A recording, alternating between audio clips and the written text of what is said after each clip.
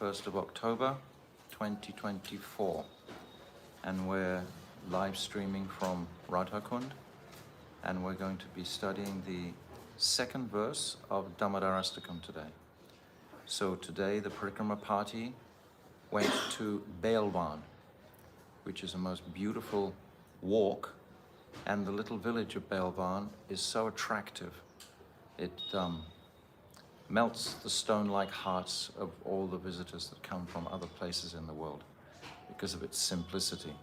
But there resides Lakshmi Devi, and we visit her temple generally, and she's still trying to enter into Krishna's Ras Leela. She's enamored. Lord Narayan's consort is enamored by Brajendranandan, Shyam Sundar. So a lot of our topics are about this feature, this aspect of Brajendranandan, more so than the other manifestations of Krishna, Dwarkadish, Mathurash Krishna, Parthasarthi, etc. So this is a very principal teaching, which comes out very strongly in the commentaries of this Damodarastakam. So we'll sing the beautiful prayer by Satyabrat Muni, and then we'll talk about it.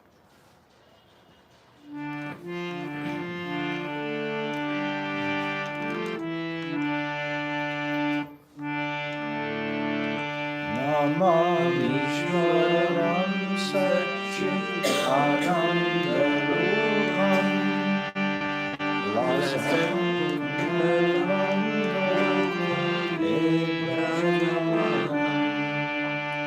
Yashodam Kaladavamanam Param Vrishtamatadadodrityanubhya Rudam Tamuhunetra Yudmam Vrajantam Taram Bhojayumena Satanganedram Muhusasakam Bhakti-Vedanta Sitakreva Damodaram Bhakti-Madhanam Iti Krishna Leelahi Ananda Kunde Svagoshamini Majanta Akhyapayanta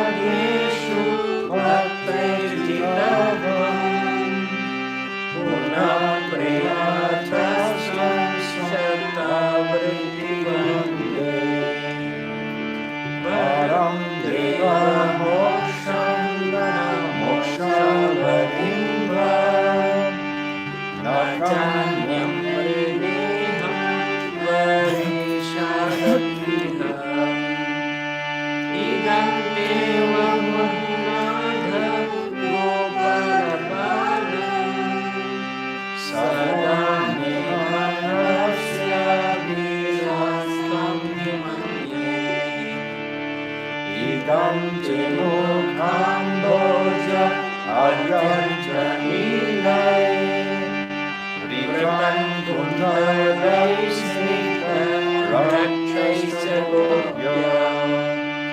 Muhustum Vitam Indra Raktradharam Me Manasya Vishvastamanam Dakshalave Namo Deva Damodarananda Vishnu Prasida Prabho Dukha Jalavimanam Kripa Dristi Vrishyati Dhinam Bhatanu Grahani Shamamabhya Nityakshu-Drishya Kubera Majobhada Nutvaiva Yadva Vayamuchito Bhakti Vajo Krita Ucha Sad Yatha prema bhaktim swakam me prayascha Namo Shira Om Esti Damodarastakam Namaste Sudhamne Sfuraditi Dhamne Vadiyodarayata Vishwasya Dhamne Namo Radhikaya Tvadiya Prayaya Namo Nachalilaya Devaya Chunyam Namo Radhikaya Tvadiya Prayaya Namo Nachalilaya Devaya Chunyam Namo Radhikaya Tvadiya Prayaya Namo Nachalilaya Devaya Chunyam Hare Krishna Hare Krishna Krishna Krishna Hare Hare Hare Rama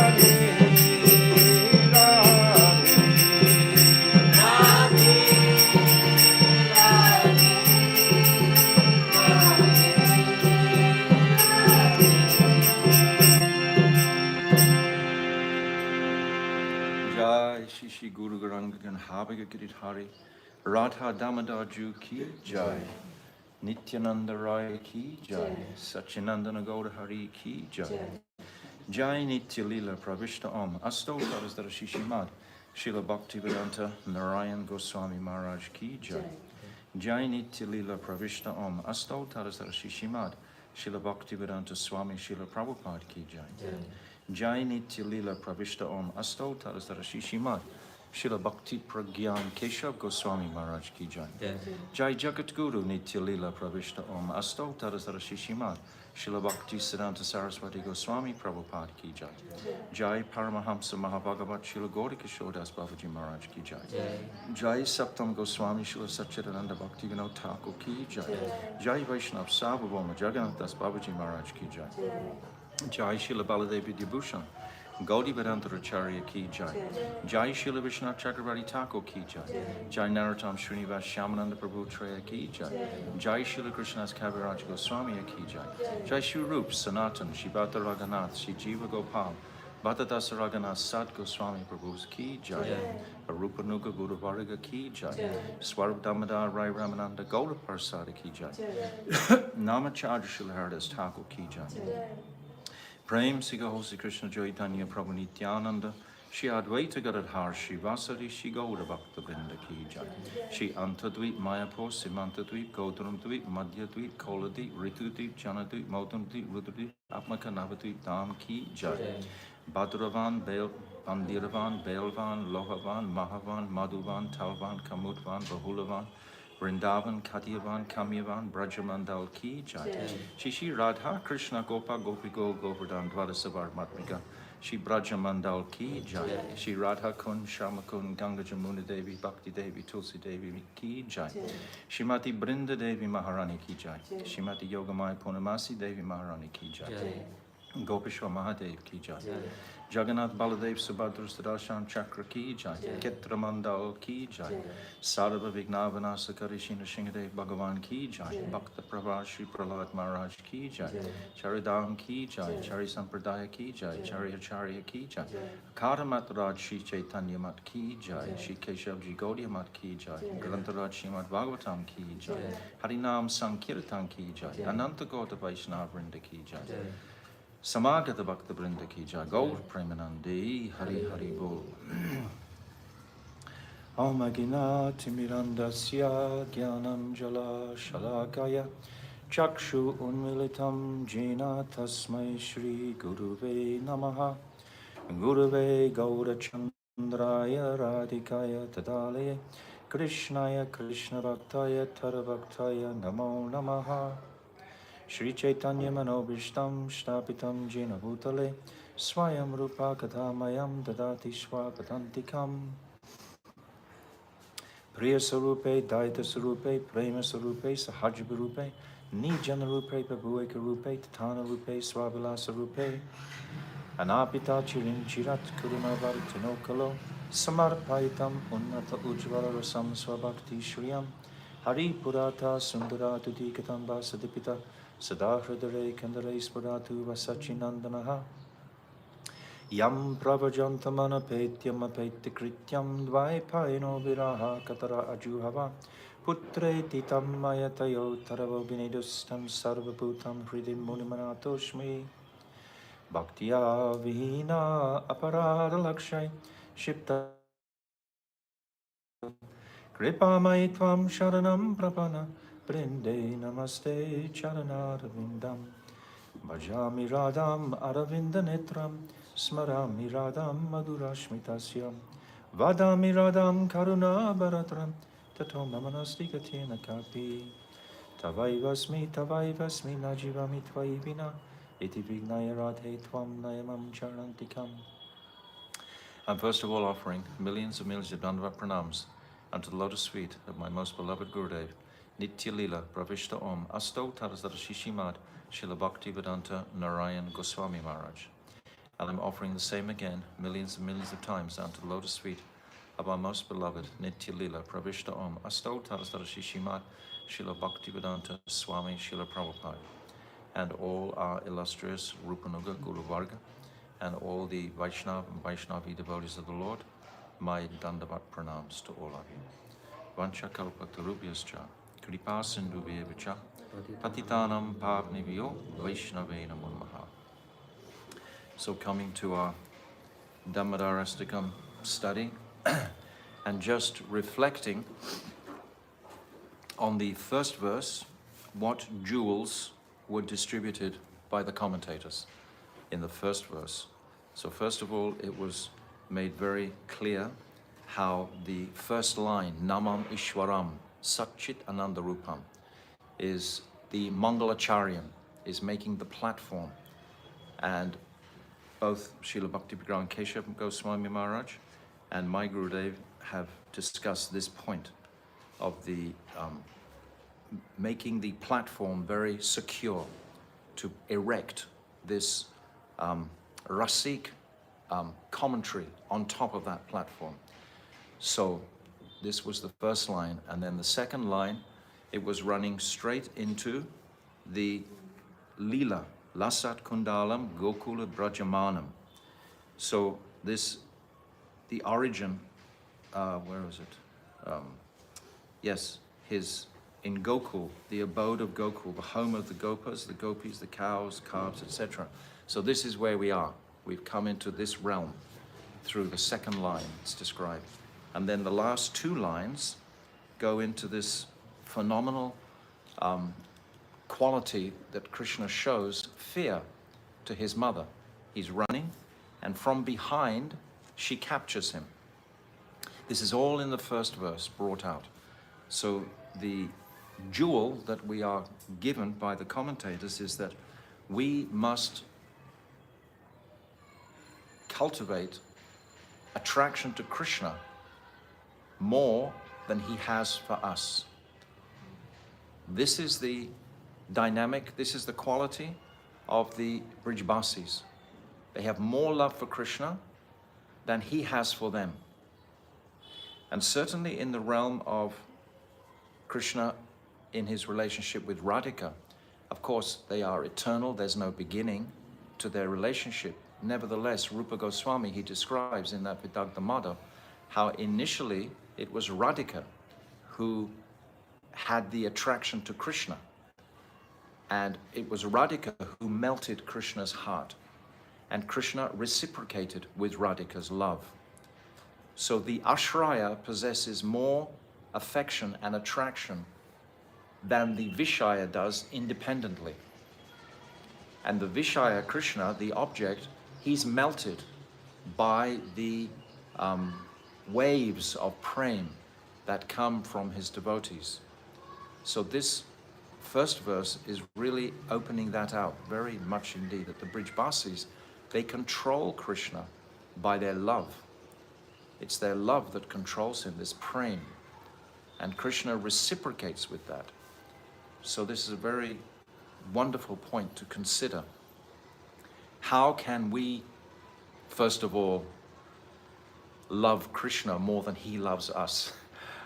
That's quite for us to, we see Krishna in Thakurji manifestation. We can hear Krishna in the sound vibration of Nam.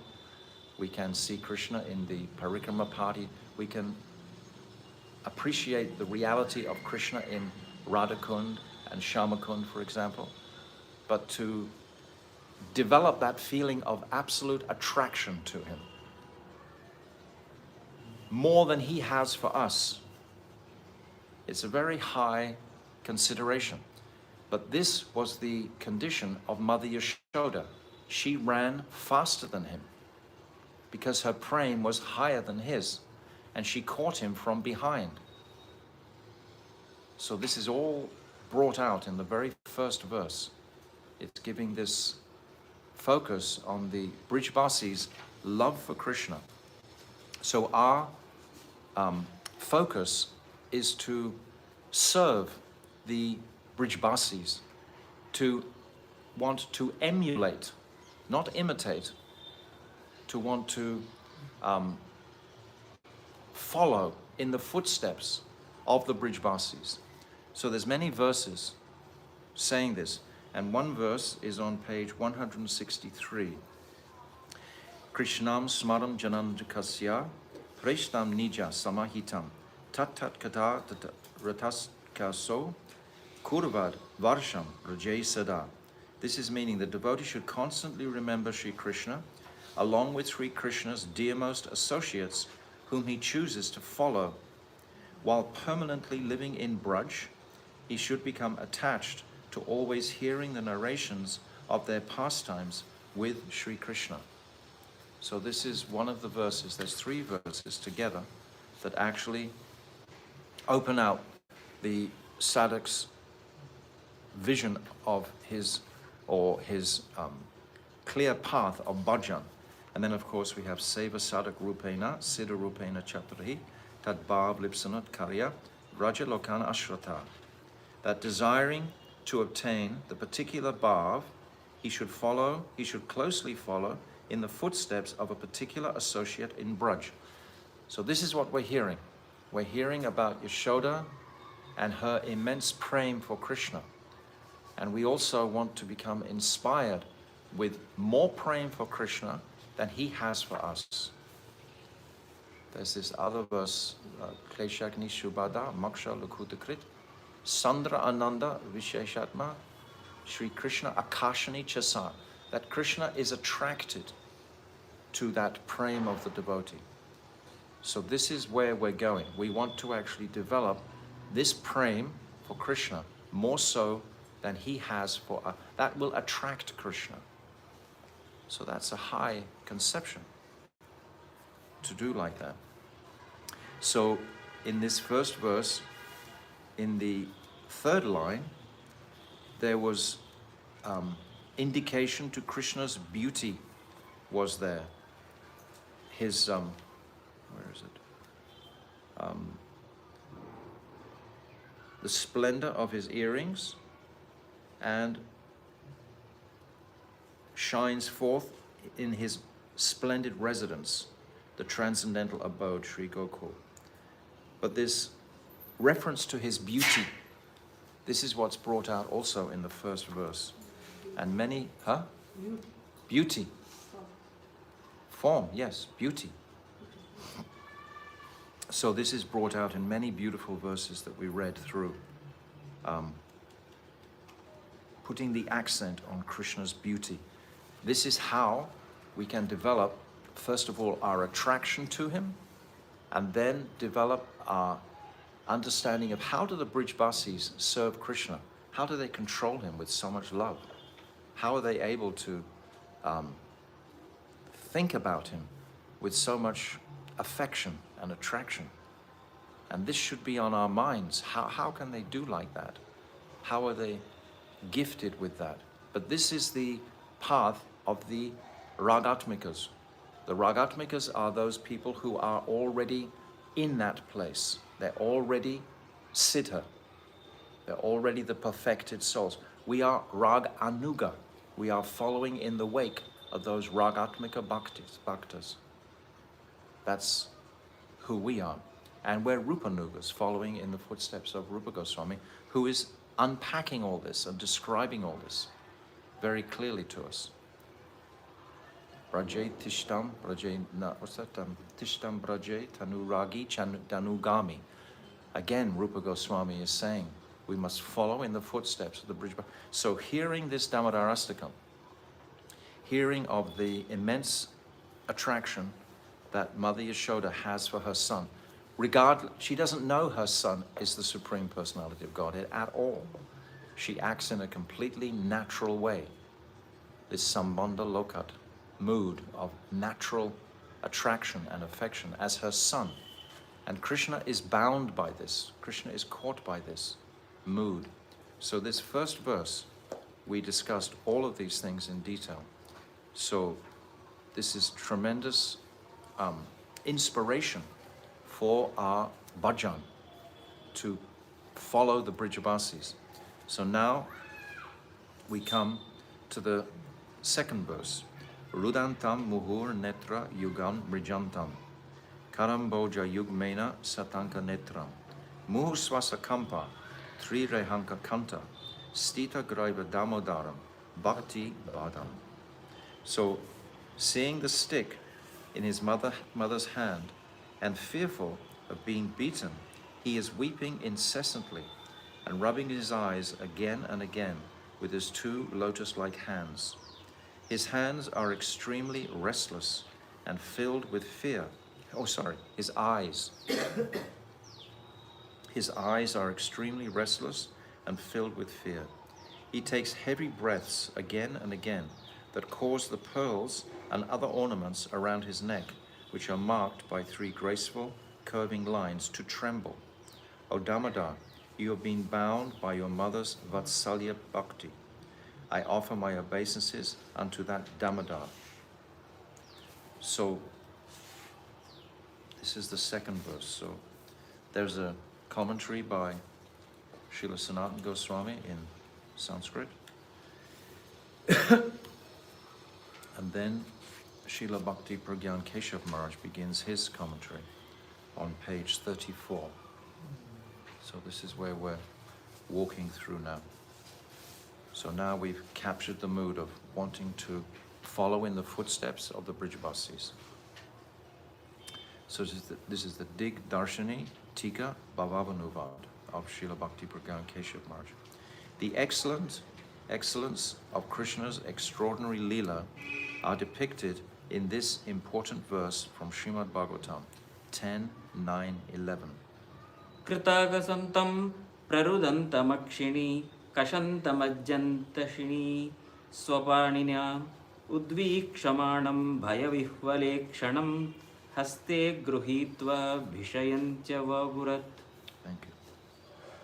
Mother Yashoda watched as her naughty child cried bitterly and rubbed his eyes with both his hands. The black ointment from around his eyes mixed with his tears and spread everywhere. Seeing her son with his eyes full of fear at the sight of the stick she was brandishing, Yashoda took him by the hand and began to gently reproach him in order to instill fear in him. She's his mother, and this is how a mother will respond with a child. But this is not an ordinary child, this is the Supreme Lord. So this is the pastime that we're hearing. In the stanza beginning with Ludantam, Sri Satyabrat Muni fully captured the meaning of this Bhagavatam verse. By the way, we have to appreciate that Satyabrat Muni was in the previous Manu, Chakshush Manvantara. We can read in the 8th canto of Srimad Bhagavatam how Satyabrat Muni, he found the fish, Matsya, and that's the whole pastime of the growing of that fish, putting it in a small container and then in a lake, and the fish grew bigger and bigger, and then eventually put him in the ocean. And this is the Matsya avatar, the Meena avatar. And Satyabrat Muni was instructed and gifted by Narad Rishi. This is coming from Narad Rishi's inspiration. So many of these personalities are connected with Narad Rishi, like Prahlad, etc., Dhruva. So it was Narad Rishi who inspired Satyabrat Muni with this vision of Braj. And Satyabrat Muni, in the Chakshush Manvantara, had a desire to actually see that pastime. So he takes birth as the son of Vivishwan, the sun god. And then in this Manu, he becomes Vaivashvatu Manu. Vaivashvatu Manu is the son of Vivishwan. And Vaivashvatu Manu is the Manu of this age, these ages, 71 cycles. And he would have witnessed directly this pastime, because it only happens once in the day of Lord Brahma, in the 7th Manvantara. So he took his birth first in the 6th Manvantara, and then he crossed over into the 7th Manvantara as Vaivashvatu Manu, the Manu that we have today. And he witnessed directly the pastime of Mother Yashoda binding Krishna. His prayers were so sincere, so profound, as we're understanding by reading these commentaries, how significant is every line, every word of these prayers. So Sri Satyabrat Muni fully captured the meaning of this Bhagavatam verse. in following with the second half from the previous stanza. So the second half of the previous verse is about Mother Yashoda chasing Krishna and capturing from behind, and Krishna's eyes being filled with fear. This is in the first verse. So carrying on from that part, second half of the previous stanza, he continues to establish his worshipful Lord's supremacy through descriptions of his unique pastimes. Appreciating the same pastime that is described in the above verse from Srimad Bhagavatam, he spoke the present stanza thus: when he saw his mother holding a stick, he became apprehensive, fearing that she would surely beat him. Now he was hoping that by showing her how afraid he was, he can avoid being punished. So Rudantam, he cries bitterly, and Karamboja Yugmena Netra Yugmam Mrijantam, he rubs his eyes again and again with both his lotus-like hands. Have you ever experienced this when you've been a child and your parents are going to beat you and you just cry very loudly before they even beat you, so that they don't beat you so hard, so that you feel, you know, you're letting them know that you're really afraid. And it works. Yes. I can remember doing it. Very loudly crying before I was beaten. That he just keeps rubbing his eyes with both his hands is in keeping with the natural behavior of a child.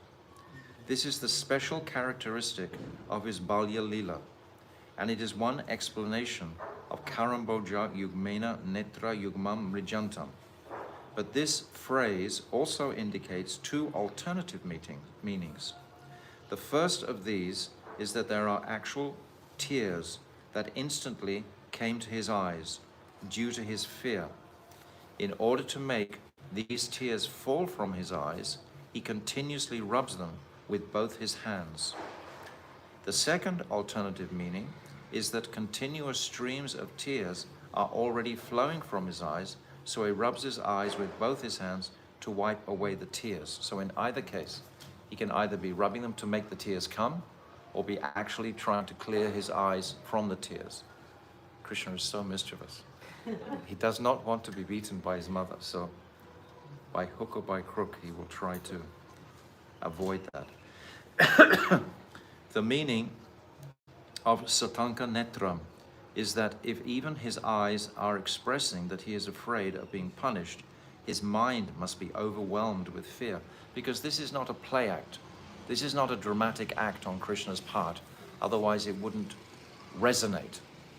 Krishna is really afraid of his mother, genuinely. He has completely submerged himself in the identity of being a small child, even though he's the Supreme Personality of Godhead. We know in the example also of Baladev Prabhu. Baladev Prabhu was totally immersed in Sakya Ras with Krishna. And when he was being carried by the demon Pralambasura from the game that they were playing, he was carried on his shoulders, and all of a sudden this demon grew. Baladev appeared to be bewildered. What is this demon? What am I supposed to do now? So he looks to Krishna at that point, and Krishna shoots him a glance to remind him of his omniscience. And then Baladev punches that demon in the face, cracks his head. But he was so immersed in Sakya Ras that he completely forgot his divine identity. So Krishna is the same. He's completely, totally. Why? How is he able to do that? Because he's controlled by the prem of Mother Yashoda. This is why. He's completely melted by her, totally.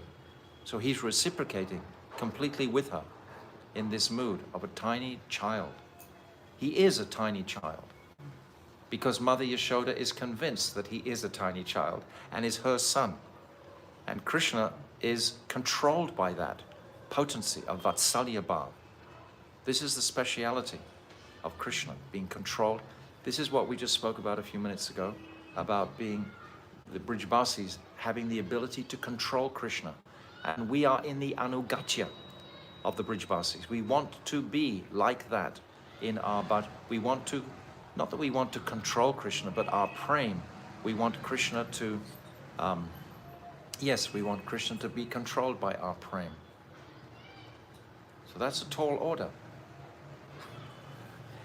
That's something we have to really work on to reach that place. Where are we? The meaning of Satankanetra, his mind must be overwhelmed with fear. Otherwise, it may be taken to mean he is casting his glance in all directions because he is greatly agitated by fear. His attempt to avoid being beaten by his mother is another of his unique confidential pastimes. This is all Krishna's Leela. Krishna relishes this Leela so much that this Leela happens in every Brahmand. This Leela in this Prakat Leela is eternal also, in the sense that in every single Brahmand in existence, and there are countless billions of Brahmans, this pastime is taking place now. It never stops this pastime. It's always going on, this pastime. Even though we can consider it Naimitic Leela, in the sense that it's not the Nitya Leela of Aprakat, but nevertheless in Prakat Leela, in this earthly pastimes, it's always going on. Krishna is always in one particular universe and always performing this. He relishes it so much. He relishes the Vatsalya Prem of Mother Yashoda with so much pleasure and joy.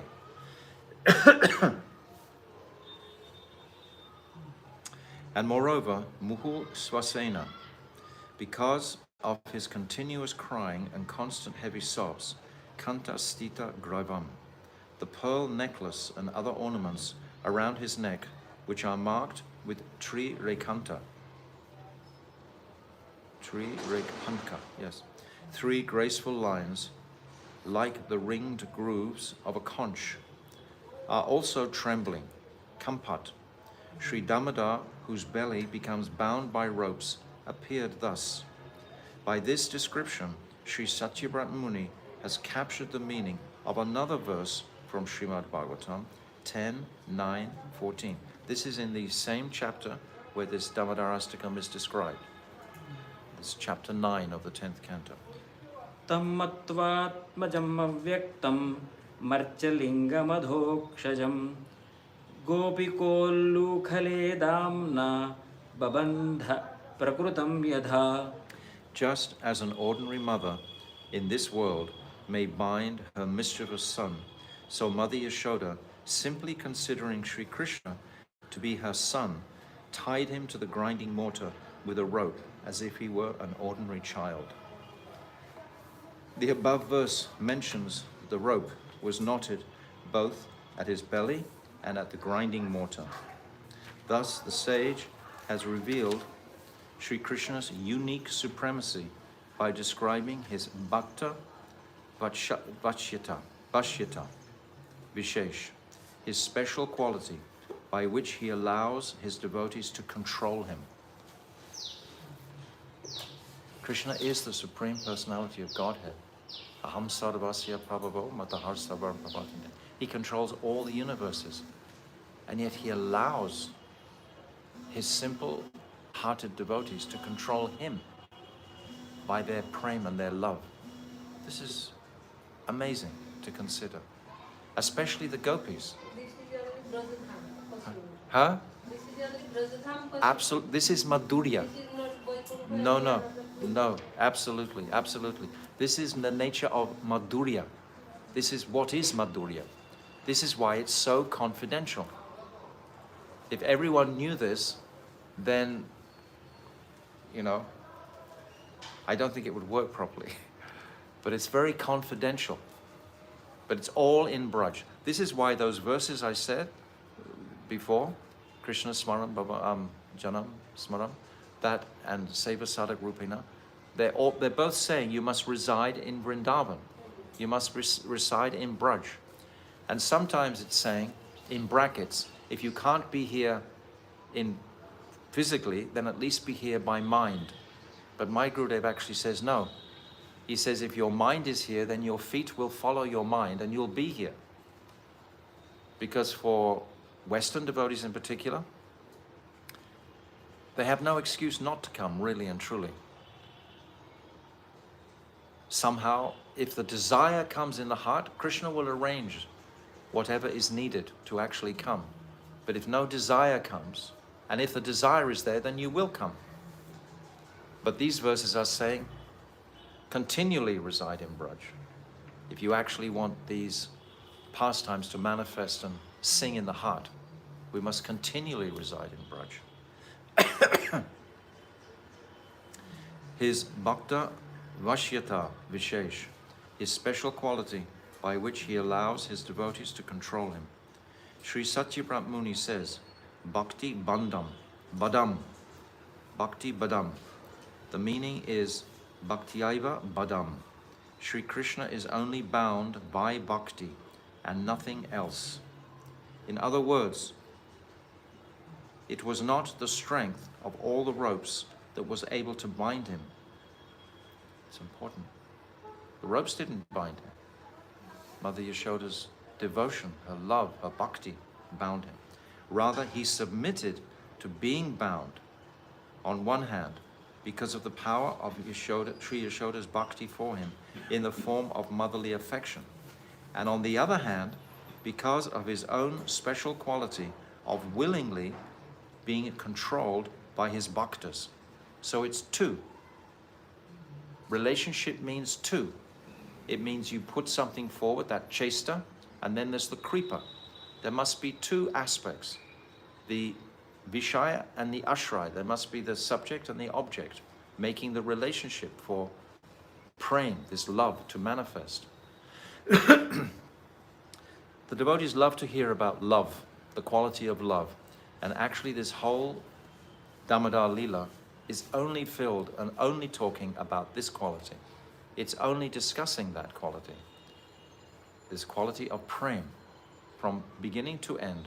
That's why the devotees relish it so much and chant it every single day of Kartik in particular.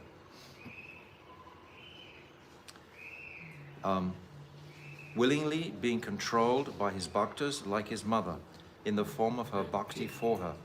That is why even when Mother Yashoda tied all the ropes she had gathered together, she still failed to bind him.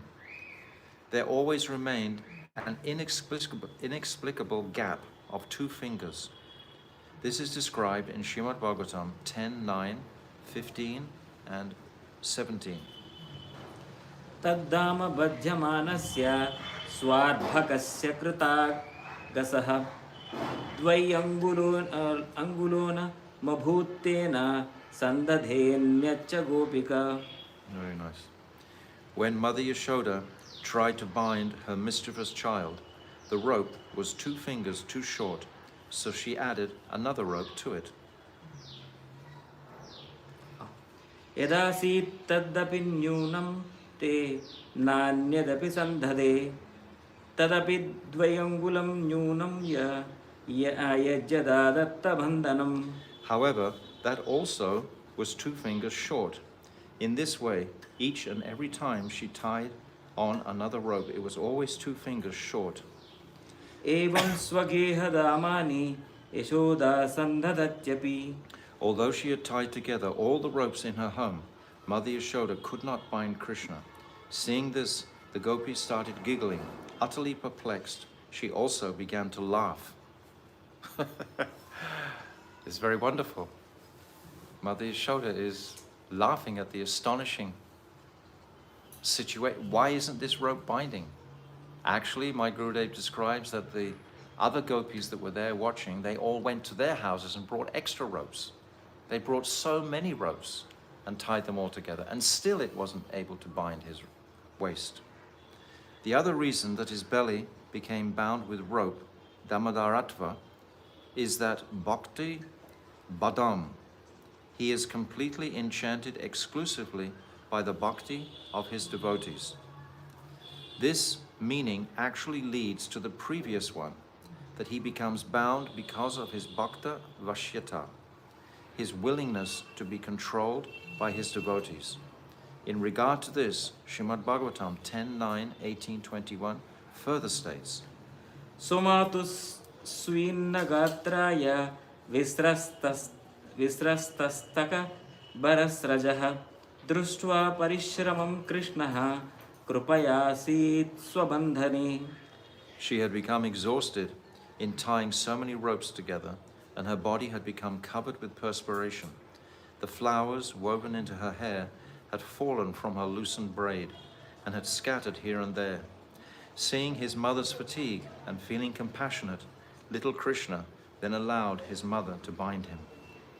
एवं सन्दर्शिता ह्यङ्ग हरिणाभृच्यवश्यता स्ववशेनापि कृष्णेन यस्येदं स्वेश्वरं वशे.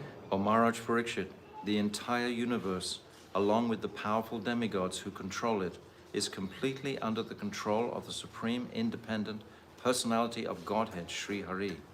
Yet he has allowed himself to be bound in order to show that he is willingly controlled by his devotees. नेमं विरिञ्चो न भवो न श्रीरप्यङ्गसंश्रया प्रसादं लेभिरे गोपी यत्तत् प्राप विमुक्तिदात्. The Supreme Lord Sri Krishna, who bestows salvation upon all, never showed Lord Brahma, Maheshwara Shiva, or even his eternal consort Lakshmi Devi, who is half of his body, the kindness he showed to Gopi Yashoda. नायं सुखापो भगवान् देहिनां गोपिकासुतः ज्ञानिनां चात्मभूतानां यथा भक्तिमतामिह. Bhagavan Sri Krishna, the son of a Gopi, Gopika Shuta, is not at all easy to attain for the Astanga yogis, who identify themselves with the body and who perform severe austerities. By performing severe austerities, you just actually land on the bodily platform. You're always thinking and concerned with the austerity that you're performing.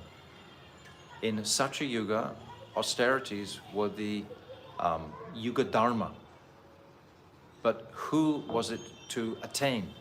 It was personalities like Vaikuntanath, Parameshwaraha, Yogeshwaraha, these great Aishwarya manifestations of Krishna. It wasn't Brajendranandan Shamsundar. So austerities can be there if they are supportive for our devotion. Like during the month of Kartik, for example. Perhaps we rise a little earlier, perhaps we chant more, perhaps we do Niyama Seva like this, all in the channel of devotion, all trying to increase our attraction to Krishna and to bring him under our control ultimately.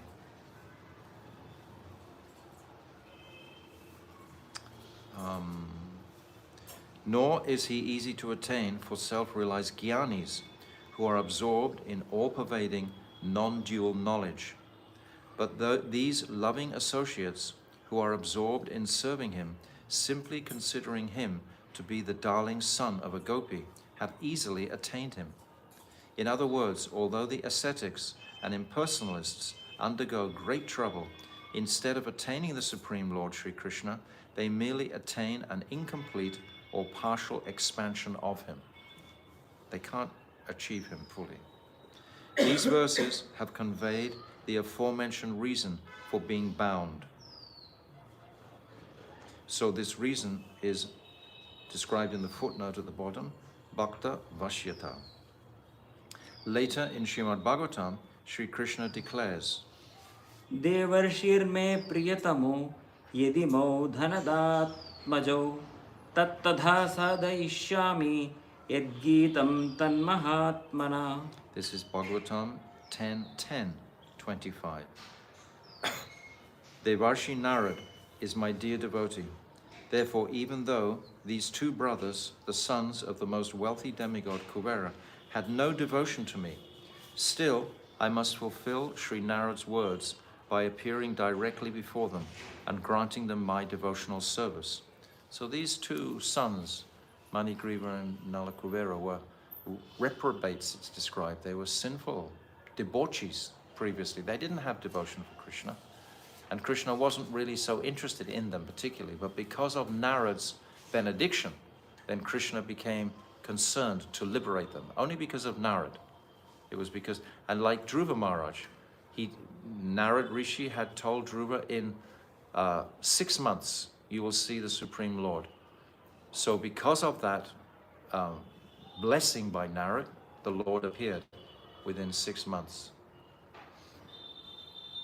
The deep meaning of this statement spoken by Sri Krishna is that he enacted the pastime of delivering the 2 sons of Kuvera in the form of the twin Arjun trees, because he was pleased by Sri Narad's devotion to him. Indeed, he enacts all his pastimes because he is pleased by the bhakti of his devotees. This is yet another important meaning of bhakti badam. He is bound by bhakti. So this is in reference to this verse. We are singing at the end of this verse, Stita Graivam Damodaram Bhakti Badam. This is the last words in this verse. So this is the reference that we've been hearing in this commentary.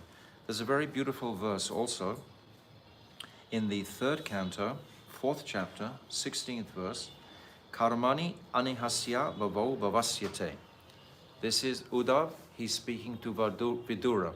Karmani anihasya bhavo bhavasyate. Karmani anihasya. Krishna works and he doesn't work. Bhavo bhavasyate. He's born and he's not born. Durgashraya tari bayat pralayanam. He's fear personified himself, and yet he runs and hides in a fortress in the ocean. And yet he's fear personified himself. This is a complete contradiction. Kalatmano yat pramodyata yuteshram. He's the most renounced, and yet he lives with 16,108 queens, and he's the most renounced. How do you reconcile this? Swatman rate kityati dir vidam iha. Uddhav is saying, this bewilders the scholars. They can't imagine that he's born and not born, works and doesn't work. He's fear personified, yet he runs away and hides from his enemies. They seem to be contradictions. But the devotee, the bhakta, he can reconcile these through his affection and attraction to Krishna. Krishna is so beautiful, he can do all these things. It's achintya. It's achintya, it's inconceivable. And if you have great faith and great love and devotion for Krishna, that quality of achintya is beautiful to appreciate. So we can reconcile very easily that Krishna can move and not move at the same time. He's born and not born at the same time. Because of our devotion, we can accept these things. Someone who is not a devotee and only in logic and so on can never accept these propositions. So this was the commentary of Srila Bhakti Pragyan Keshav Maharaj on this 2nd verse. So now we'll go straight into the commentary of my Gurudev, the Digdarshani Vritti, and this is now on page 40. So he begins by going back into the Leela. On this day, Sri Krishna, the personality who causes the 3 worlds to tremble merely by the movement of his eyebrows, has become overwhelmed by fear for his mother. This is amazing. That Krishna should become fearful of his mother, even though he's the supreme controller of all the worlds. Seeing the tiny stick in her hand, he is trembling and stammers, "Mother, look, do not hit me. I did not break the pot of yogurt." Mother Yashoda is slightly full-figured. As she was running, her braid came undone, and the flowers woven in her hair began falling out. It is as if the flowers were saying, "Mother, you are not alone. We are also with you." Those devotees who make their hearts spotless by endlessly drinking the nectar of devotion to Sri Krishna, imbued with extreme attachment and laced with renunciation of the material world. Obviously that happens simultaneously. As your devotion to Krishna, the absolute reality, increases, your attraction to this world is going to become minimal. This world stinks. There's no pleasure, there's no bliss in this world outside of the practice of devotion. There's only suffering. Janma, Mrityu, Jara, Vyadhi, this birth, death, disease, and old age. That's all there is here. We know so many devotees who are suffering so much in the world. There's so much suffering in the world. So why would we want to keep attached to this material conception? We have to let it go and just take full shelter of the Lord. So this is what it means. With extreme attachment on one hand, laced with renunciation of the material world, attain a state of meditating on Sri Krishna deep within their immaculate hearts, which are fully saturated by loving service. The reality of this loving service we have to consider. Because there's service and there's loving service. We can do service, but are we doing loving service? This is demanding loving service. Srila Gaura Govinda Maharaj used to say like this: are you just doing seva, or are you doing prem seva? Are you with full heart, with bhav, serving the Lord? Or is it just like a ritual that we are supposed to do this?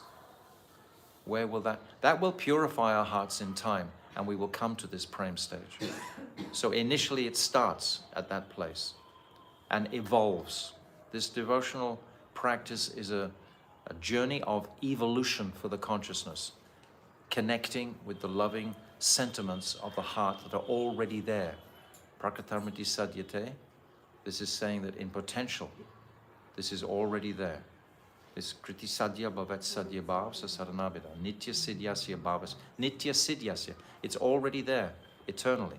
But prakatam iti sadyate. But in potential, it hasn't actually manifested. I was thinking today also about Chaitanya Mahaprabhu.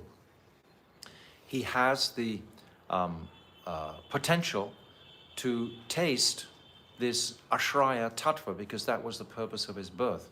He's carrying that Radha Bhav, but it doesn't come out until he actually goes to the Godavari river and meets Ramananda Rai. Why? Because Ramananda Rai is Vishaka. What sort of relationship did Vishaka have with Sri Radha? They're born at the same moment. Vishaka and Radha are born at the same moment. Vishaka is the most dear Saki of Sri Radha. So she's carrying that mood of Saki Bhav and affection and attraction for Radha. So this is what she can inspire within the heart of Chaitanya Mahaprabhu. Because it's only from this conversation with Ramananda Rai that Saki Bhav rises in the heart of Mahaprabhu. And from this point, after this Ramananda Rai Samvad, then Mahaprabhu begins tasting that Saki Bhav fully. But he had to catch that from somebody. This is always the case in every single description. It always has to have a seed, it has to have a root, like we just described about Narad inspiring the heart of Satyabrat Muni. Narad also inspiring Devarshi and so many other personalities. And Mahaprabhu was inspired ultimately by Madhavendra Puri, then Ishwara Puri, and then it's coming to Mahaprabhu. But this Saki Bhav is actually inspired by Ramananda Rai, who is Vishaka Devi. She is inspiring an appreciation, a depth of love and of affection, attraction, because of her overwhelming prem for Sri Radha. These are the Astasakis. They have complete prem for Sri Radha and Krishna. The Supreme Personality of Godhead in the form of Narayan sometimes appears in the meditations of Lord Brahma, the creator of the universe, and the four Kumaras, the original sages. Still, even in their deepest meditation, they cannot capture him in the form of Brajendranandan Sri Krishna. Yet Mother Yashoda actually bound him, the complete embodiment of all nectarian humors of transcendental love. The embodiment, Raso Vaisa. He's the complete embodiment of all conceptions of love in existence is Krishna. And Mother Yashoda, by her love, controlled that. So her love is greater than that. It must be greater to control him, isn't it? That's the conclusion. Mother Yashoda's love was greater than Krishna's love. She caught him from behind. It's greater. It's like the gopis, the same. Krishna told them all to go home when he played his flute song. But their praying for him controlled him, and he accepted them and began the Ras Leela. It was coming from them.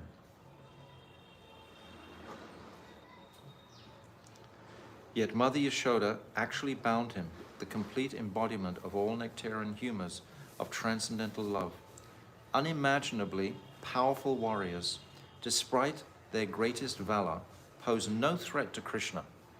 Krishna is not afraid of the most powerful warriors in existence.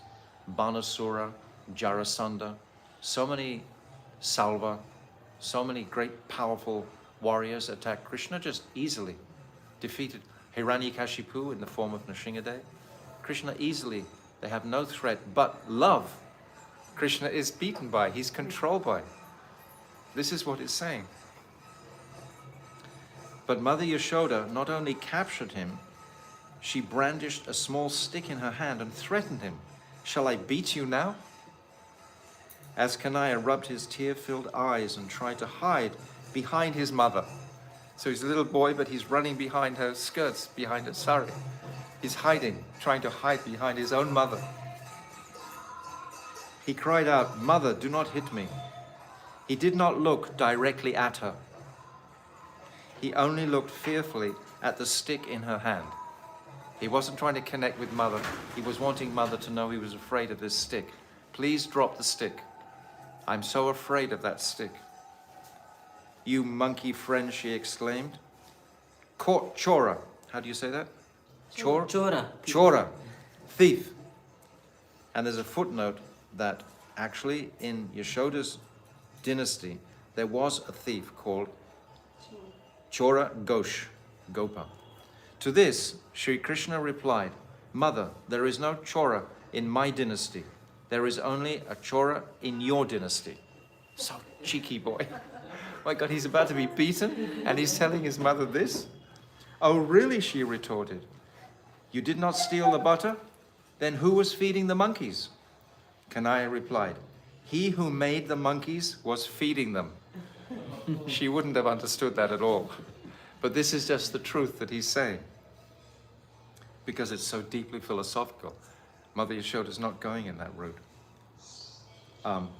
"Oh, is that so?" she said. "Tell me frankly, who broke this pot? Look, Mother, when you ran to save the milk, your large ankle bells hit the pot and it broke." "Then how did you get butter all over your face?" she asked. "Mother, the monkeys were eating the butter, so I was trying to scare them away. As they were running, they smeared butter all over my mouth." And Mother Yashoda, she's hearing this from her son. Krishna is so brilliant, and her son, Mother, realizes his brilliance. She gets defeated by his brilliance also, and then loves him even more. Hearing this exchange, all the gopis began to laugh. "I am not about to set you free so easily," Mother Yashoda said. "I'm going to tie you up." Mother Yashoda's mood was grave. If I don't chastise him, she thought, he will become quite a troublemaker. With this in mind, she decided to bind him. Although Shri Krishna started to cry, she did not let him go. She thought to herself, "I will keep him tied up for a while, and when I have finished churning the yogurt, I will untie him and feed him butter and breast milk to calm him down." Mother Yashoda considered, Krishna is Kala, a cunning and mischievous thief, and his accomplice is Ulukal, the grinding mortar. Both deserve to be punished. I will tie them together in such a way that Krishna cannot untie himself from the mortar. Thinking thus, she proceeded to bind him. Taddama bhajyamanasya swarbhakasya kritagasah dvayangulona mabhutena sandhadenyacha gopika. Translation. When Mother Yashoda tried to bind her mischievous child, the rope was 2 fingers too short, so she tied it to another rope. She had removed the silk ribbon from her braid in order to bind Krishna with it. Other than the gold chain around his waist, Krishna was quite naked. Although his tiny waist measured no more than 12 fingers, the ribbon could not could not be made to bind him. It was 2 fingers too short. Mother Yashoda asked her friend for another rope, but that was also too short. Time and again she gathered and added more rope, but it was always too short, and only 2 fingers too short, not more, not less. There is an esoteric meaning to this. 1 finger represents the sadhak's endeavors, and the other finger represents the Lord's mercy. Sri Bhagavan becomes controlled by his devotee only when both of these elements are present together. So there's Chesta and Kripa. When both of these elements are together, then the Lord will be controlled. So we'll stop here today, and we'll continue tomorrow to hear more of Srila Bhaktivedanta Narayan Goswami Maharaj's description of this Dambanda Leela. But it's all only about love. That's all it's about, the whole Damodarastakam. That's why this Damodarastakam is so pure and beautiful and should be meditated on regularly. Sri Damodarastakam ki jai. Hare Krishna, Krishna Krishna, Hare Hare, Hare Rama, Rama Rama, Hare Hare, Hare Krishna, Krishna Krishna, Hare Hare, Hare Rama, Rama Rama, Hare Hare, Hare Krishna, Krishna Krishna, Hare Hare, Hare Rama,